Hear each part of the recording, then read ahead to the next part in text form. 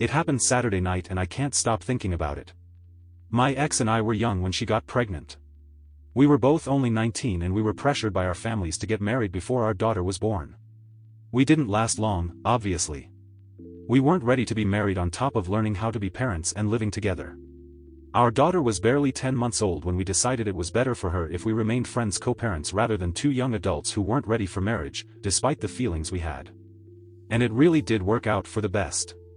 We were fantastic co-parents who got along great. Unfortunately, we lost our daughter 4 years ago when she was 7. We were both devastated and even now we're still barely managing to live with the pain. I fell into a deep depression and isolated myself for a while. She reached out and we grieved together. We became each other's support because we were the only ones who understood what the other was going through, and that helped immensely. Our sweet baby girl's birthday was on Saturday and we always like to do something on that day. She came to my place, I made my daughter's favorite meal and we lit up a candle for her. She ended up staying a few hours and we were just having some wine and sitting outside on my deck. Talking about our favorite memories with our girl, crying, then laughing, telling funny stories to lighten up the mood again. It was a really lovely time. I felt relaxed and at peace, she was too. I really can't say who made the first move. We were both just talking and next thing I knew we were leaning in and kissing. It was very strange, I can't lie. Any romantic thoughts between us were pretty much pushed down because we had a good thing going with our daughter after the divorce and we didn't want to make anything complicated for her sake. But then it didn't feel as strange and we both lost ourselves. There was just so much energy between us that night. A lot of intense emotions that I guess you can say heightened the passion. We both knocked out after. It wasn't exactly awkward in the morning, it was more like neither of us knew how to be around each other. She just smiled and thanked me for the night. But we didn't talk about what happened. I don't think we were ready for that conversation yet. I made myself busy to avoid reaching out and that's where we're at right now. Neither of us have contacted each other since. It's only been a couple days, I know, but it feels like forever already. I'd like to talk to her about this, but at the same time I really have no idea what I even want to say. All I know is I can't stop thinking about her and all the feelings that came with what happened. But I don't know what that means for us. If this means we should pursue something or leave it alone. Plus there's the fact that we did this when we were both vulnerable and it's possible we just wanted an escape instead of thinking about the grief we feel. I can't say I didn't feel anything for her all this time, but I pretty much put that away to preserve our co-parenting relationship. Now we've crossed that line and I have no idea where to go from here. Update: the love and support I got on my last post was very touching. So many of you gave wonderful advice and insights, so thought I'd leave an update for anyone who cares to know. I decided to reach out instead of letting any more time pass. Was a day after I posted. Like someone had commented, I was honest about not knowing what to say but wanting to reach out so she didn't think I was ignoring her. I'd also told her that I couldn't stop thinking about it and I'm open to talking about this if she wants to. And she did. She came over and we talked for a long time. Bringing up the topic of our feelings, my ex admitted that a few years after the divorce her feelings for me resurfaced and started to grow. Just the way we got along in raising our daughter, how much we've matured since splitting up. She had been trying to work up the courage to talk about her feelings for me and to see if I felt the same. But then, well, we lost our daughter and the only thing on our minds after that was grief. Part of me felt happy that she was having the same feelings as I did. That night we both got swept up in everything, so naturally our old feelings came out. I had wondered for days if the only reason we slept together was to avoid feeling the loss of our daughter. Still don't fully know the answer. We both have had these feelings for a long time and were in a vulnerable place when it happened. Perhaps it was a bit of both. So that left us thinking, well, now what? I told her I'm open to seeing where this could go, or we can agree it was a one-time thing and go back to only being friends. To my relief, she decided she wanted to try this out and see what happens. But, very, very slowly. We have a lot of history and so much of it is tied in grief from losing our daughter. I know we can't jump into anything serious or pick up where we left off just like that. We agreed we'd spend more time together and test the waters. Nothing sexual, of course. We decided that would be a one-time thing until we are more comfortable, because that would only bring too many strong emotions and the whole point is to take things slow. So that is where we are at the moment. After we finished talking we hugged and we held hands when I walked her back to her car. She kissed my cheek before she left and my heart was pounding. Over the last few weeks we've had about 5 dates. Just simple walks around the park on our lunch breaks or grabbing coffee. I always look forward to them and I'm constantly grinning afterwards.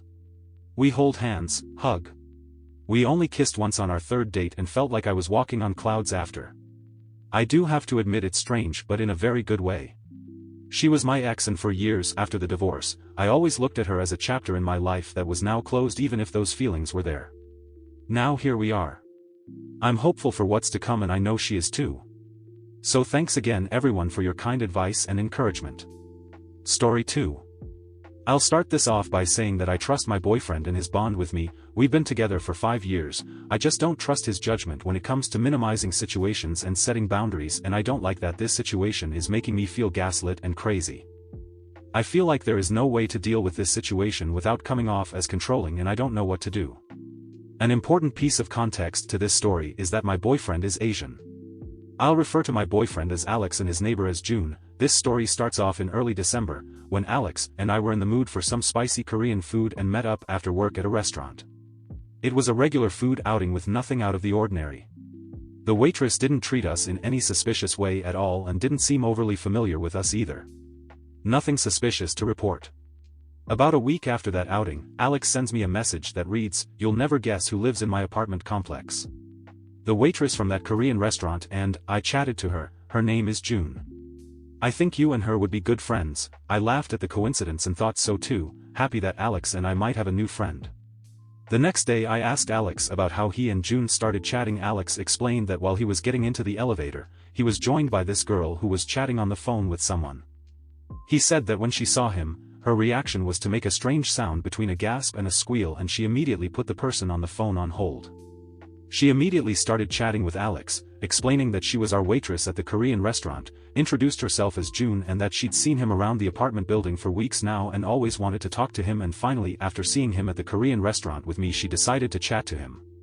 June mentioned seeing his car coming and going, how much she loves K-pop, Asian customs and snacks, etc. Apparently, she was talking like a runaway train about anything and everything, mostly about how much she likes Asian things. During this ambient conversation, they walked to her apartment door so that she could offload her bags. Alex said he got off on her floor as to not be rude by holding the elevator, so the conversation turned to the apartment building and the units themselves. My boyfriend's apartment is a 2-bedroom place while hers is a single-bedroom place, so at that point, they started talking about how the layout of the two apartments differ. June invited herself to come look at Alex's apartment and his being so kind, allowed her to come see it.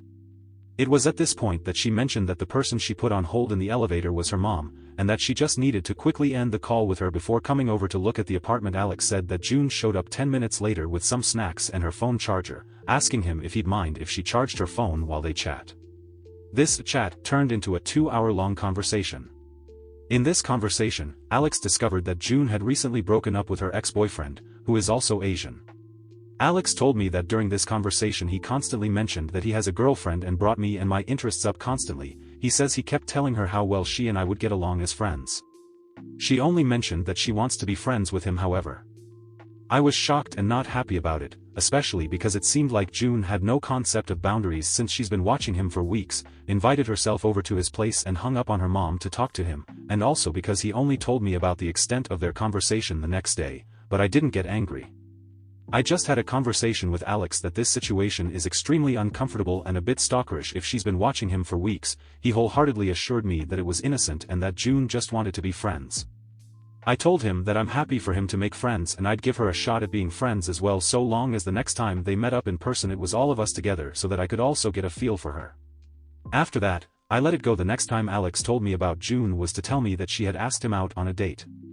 To clarify, Alex doesn't see it as a date and is playing it down, but the situation is as follows. It was a Friday evening and she called him to ask if he wanted to go to a fancy restaurant with her since she has a reservation for 2 and the other person can't make it. Alex and I already had our own dinner plans, so he declined.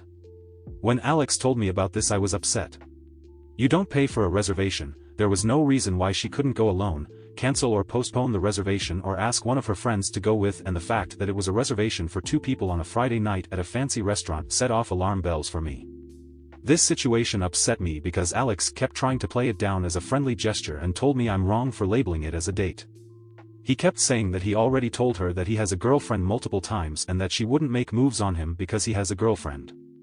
I asked him to tell June that I was uncomfortable with the situation and set a boundary with her. He told me that he didn't want to cause a scene or create drama, but that he won't talk to her or befriend her. That upset me more as well because I feel like he's making me into the barrier of not being able to be friends with this girl while my actual request was to set a boundary. However, I let it go again. Cut to this Friday, Alex and I were on a short weekend vacation to the beach with some friends of his. I'm quite tired, so I'm relaxing in the room with the door open. Alex mentioned earlier that he was posting some of the pictures to Instagram, and from the room I heard him chatting with his friend about who had commented on his story since they have many mutual friends. Then I hear Alex tell his friend, "It feels like half our city is also here this weekend." His voice dropped to a whisper, but I still heard him, "There's a girl from my apartment complex here too, but OP doesn't like her." At that moment it felt like the fury of 1,000 suns entered my blood and I shot up to enter the conversation. There is only one person in Alex's apartment complex that he would describe as me not liking. I didn't even know that Alex had added her on Instagram, and even more awful that it felt like he was telling his friend my dislike of her was unwarranted, so I entered the room and loudly said, "That's because she asked you out on a date. She had a date reservation for 2 at a fancy restaurant and asked you." He tried to downplay it again and said, "No, it's only because the other person couldn't come," and I retaliated by saying, "So she asked you." His friend made a grimace, gave a chuckle, clearly not about to take sides, and slid backwards into their room. I asked Alex to explain, and apparently June had seen his story and spoke to him about how she was also in the area. It sounds innocent, but I didn't look at the messages, so I don't know if she asked him to meet up or anything. Because we were on vacation and I didn't want to ruin the trip because of a seemingly innocent Insta DM, I let it go. My modus operandi is to let things like this go, but it's been days and I'm still super upset. I'm upset that I'm not being taken seriously and that I'm being painted as the villain. I feel humiliated that I needed to defend myself in front of his friend. I feel like I'm being made into the problem and I don't know what to do about it, and I feel like I'm going crazy and blowing this up more than it needs to be. How do I get my boyfriend to take this more seriously? Thank you for joining me today. Don't forget to connect with each other in the comments below. Until next time, be kind, be curious, and I'll catch you in the next video. Corner Stories signing off.